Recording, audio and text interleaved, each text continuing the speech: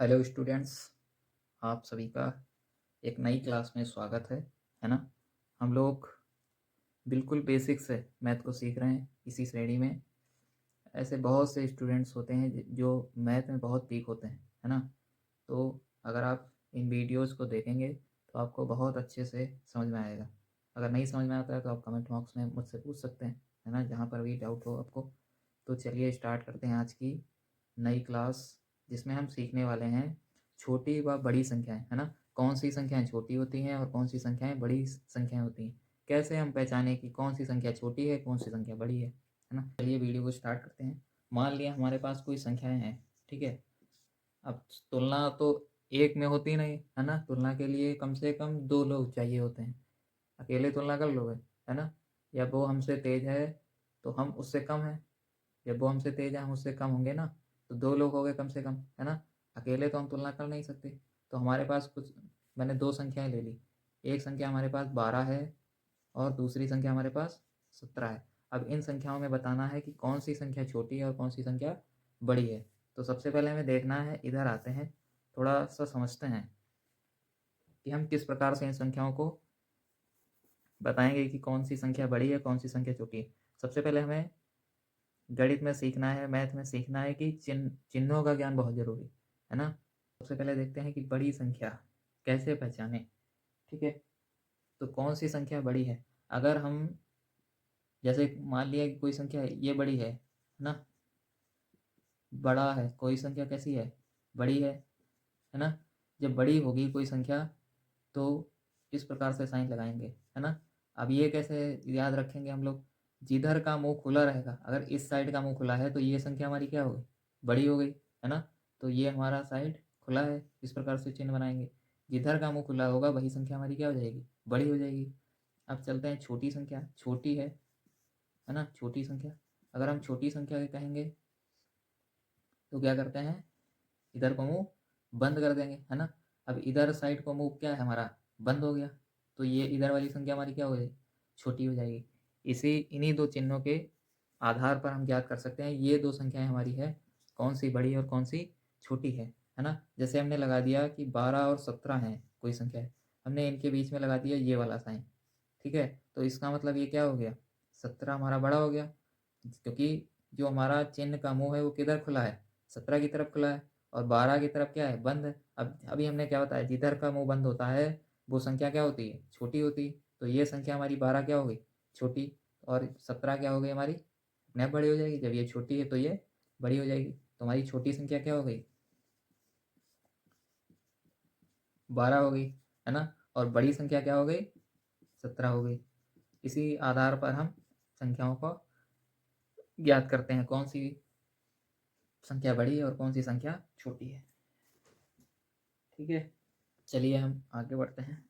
आशा करता हूँ ये छोटी और बड़ी संख्या आपको समझ में आ गई होंगी, है ना। अब बढ़ते हैं आगे। संख्या ले ली है 25 और 30, है ना। उसमें बताना है कि कौन सी संख्या छोटी है और कौन सी संख्या बड़ी है ना। तो हम क्या करेंगे, हमें पता है कि 25 के बाद क्या आता है, 30 क्या आता है, 25 के बाद आता है ना। गिनती तो याद होनी ही चाहिए मैथ में, इतना तो कोई, है ना। गिनती सबसे पहले याद करनी पड़ेगी, है ना। तो हमारा जो 30 है वो क्या होता है, 25 के बाद आता है। और जितनी संख्याएं बाद आती जाएंगी वो हमारी सबसे क्या हो जाएंगी, एक संख्या दूसरी से बड़ी होती जाएगी। जैसे एक के बाद क्या आता है, दो। तो हमारा दो क्या है, एक से बड़ा है ना। दो क्या हो गया हमारा, एक से बड़ा। अब दो के बाद तीन आता है तो तीन किससे बड़ा हो गया, दो और एक से, है ना। तो जितना हम आगे बढ़ते चले जाएंगे उतनी संख्या हमारी बढ़ती चली जाएंगी। तो हमारा जो 25 है वो 30 के पहले आता है ना। जब पहले आता है 25, तो पहले वाली संख्या क्या होती है, छोटी होती है ना। तो 25 हमारा छोटा हो जाएगा। जब छोटा हो जाएगा तो हमारा जो तीर का साइन है वो 25 की तरफ बंद हो जाएगा और 30 की तरफ खुल जाएगा, क्योंकि 30 बड़ा है ना। जब 30 बड़ा है तो हमारा ये साइन हो जाएगा हमारा बड़ा का। तो बड़ी संख्या क्या होगी हमारे पास, 30, है ना।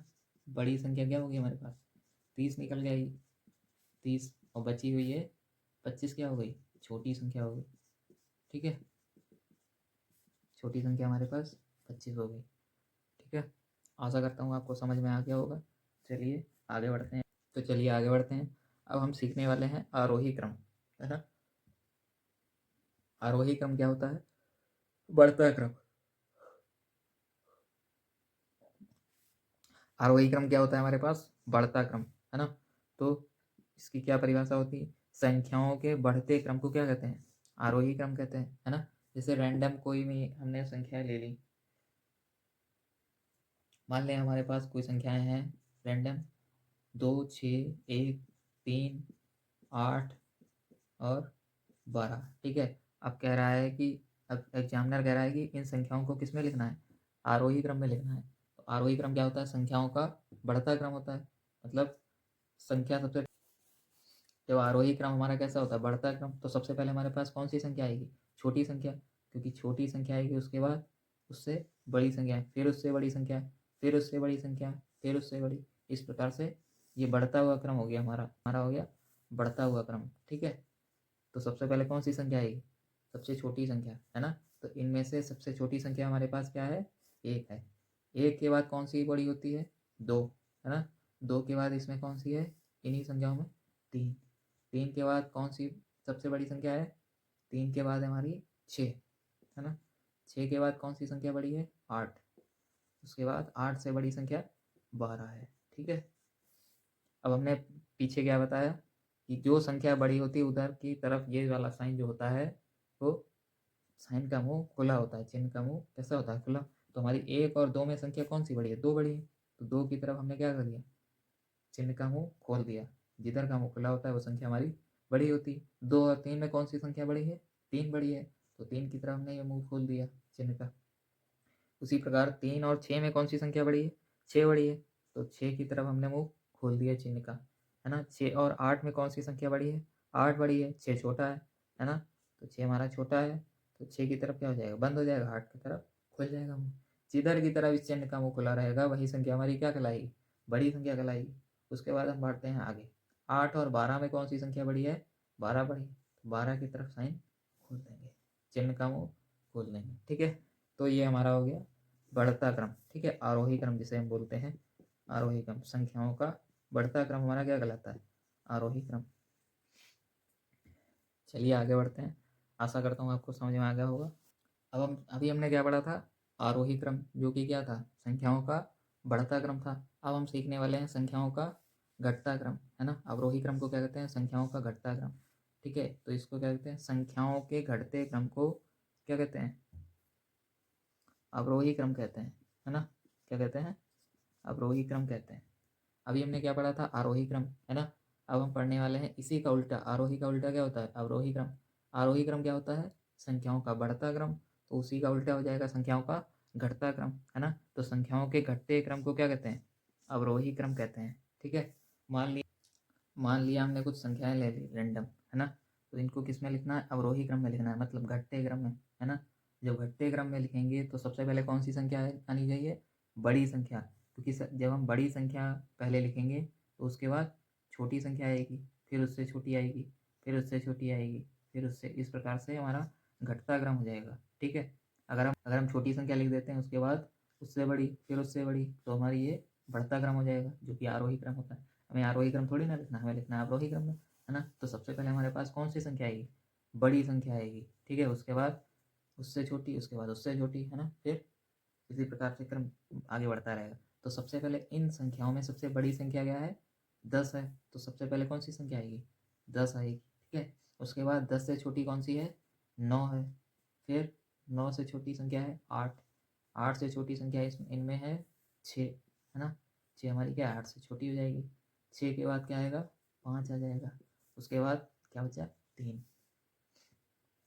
अगर हम इनको चिन्ह में प्रदर्शित करें, में कैसे लिखेंगे? तो क्या करते हैं हम? ये दो साइन हमने बताए थे, है ना। जिधर को मुख खुला होता है वो संख्या हमारी क्या होती है? बड़ी। अब 10 और 9 में कौन सी संख्या बड़ी है? 10 बड़ी है। तो 10 की तरफ इस चिन्ह का मुंह खुल जाएगा, ठीक है। 9 और 8 में कौन सी संख्या बड़ी है? 9 बड़ी है। तो 9 की तरफ इस चिन्ह का मुंह खोल देंगे। जिधर का मुंह खुला रहेगा वही संख्या क्या हो जाएगी? बड़ी हो जाएगी, है ना। और उसके दूसरे साइड वाली संख्या अपने आप छोटी हो जाएगी। 8 और 6 में कौन सी संख्या बड़ी है? 8 बड़ी है। तो इस चिन्ह का मुंह किधर को खुलेगा? 8 की तरफ खुलेगा। तो 8 हमारी बड़ी संख्या होगी। 6 और 5 में कौन सी संख्या बड़ी होगी? 6 बड़ी होती है ना। तो 6 की तरफ हमारा मुंह खुल जाएगा। 5 और 3 में कौन सी संख्या बड़ी होती है? 5 बड़ी होती है। तो 5 की तरफ इस चिन्ह का मुंह खुल जाएगा। तो ये हमारा हो गया है अवरोही क्रम, जो कि संख्याओं का घटता क्रम होता है, ठीक है।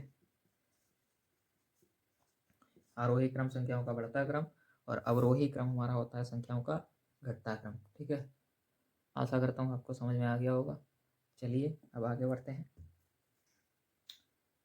एक और छोटा सा टॉपिक बचा है, फिर हम अपनी आज की क्लास को समाप्त करेंगे। ठीक है, तो क्या है हमारे पास, पूर्ववर्ती और अनुवर्ती संख्या। अब ये क्या होता है, पूर्ववर्ती संख्या का अर्थ होता है किसी भी संख्या के ठीक पहले की संख्या, है ना। जैसे हमारे पास कोई संख्या है 4, तो ठीक पहले 4 के क्या आता है, 4 के ठीक पहले क्या आता है 3, 3 के ठीक पहले क्या आता है हमारे पास 2 आता है ना। तो 3 की जो पूर्ववर्ती संख्या है वो क्या कहलाएगी, 2 कहलाएगी, और 4 की पूर्ववर्ती संख्या हमारे पास 3 कहलाएगी। ठीक है, अब चलते हैं अनुवर्ती संख्या के पास। अनुवर्ती संख्या क्या होती है, किसी भी संख्या के ठीक बाद की संख्या, है ना, किसी भी संख्या के ठीक बाद की संख्या। ठीक है, क्या कहलाती है हमारे पास, अनुवर्ती संख्या कहलाती है। जैसे हमारे पास कोई संख्या है 8 है, मान लिया 8 कोई संख्या है ना। अब कह रहा है कि 8 की अनुवर्ती संख्या निकालो, तो 8 के बाद हमारे पास क्या आता है 9 आता है, तो 8 की अनुवर्ती संख्या क्या हो जाएगी 9 हो जाएगी। 9 की अनुवर्ती संख्या 10 हो जाएगी, क्योंकि 9 के बाद हमारे पास 10 आता है। ठीक है, अब जैसे हमने कोई संख्या ले ली एग्जाम्पल के लिए, मान लिया कोई संख्या हमारे पास है 40, है ना। अब इसमें कह रहा है कि 40 की पूर्ववर्ती और अनुवर्ती संख्या निकालो, है ना। 40 की पूर्ववर्ती व अनुवर्ती संख्या ज्ञात करो, है ना, अनुवर्ती संख्या ज्ञात करो। तो क्या करेंगे हम, 40 की पूर्ववर्ती, तो सबसे पहले क्या लिखेंगे 40, 40 के पहले कौन सी संख्या आती है 39 आती है, और 40 के बाद कौन सी संख्या आती है 41 आती है। तो 40 के पहले संख्या हमारी वाली जो है वो क्या कहलाएगी, पूर्ववर्ती संख्या कहलाएगी, क्योंकि किसी भी संख्या के ठीक पहले की जो संख्या कहलाती है वो हमारे पास पूर्ववर्ती संख्या होती है। और ठीक पहले और ठीक बाद में जो संख्या आती है, किसी भी संख्या के ठीक बाद में जो संख्या आती है वो क्या कहलाती है, उस संख्या की अनुवर्ती संख्या कहलाती है ना। तो 40 की पूर्ववर्ती क्या हो जाएगी, 40 की पूर्ववर्ती संख्या हमारे पास क्या हो जाएगी 39 हो जाएगी, है ना। और अनुवर्ती संख्या क्या हो जाएगी 41 हो जाएगी। ठीक है, 40 की अनुवर्ती संख्या। तो ये हमारा हो गया आज की क्लास। आशा करता हूँ आपको आज की क्लास में समझ में आया होगा, है ना। अगर समझ में नहीं आया है तो आप इस वीडियो को एक बार और देख सकते हैं। फिर भी अगर ना समझ में आए तो आप कमेंट बॉक्स में जो भी आपके डाउट हो वो पूछ सकते हैं। तो इसी के साथ आज की क्लास हम समाप्त करते हुए, जय हिंद, जय भारत, वंदे मातरम।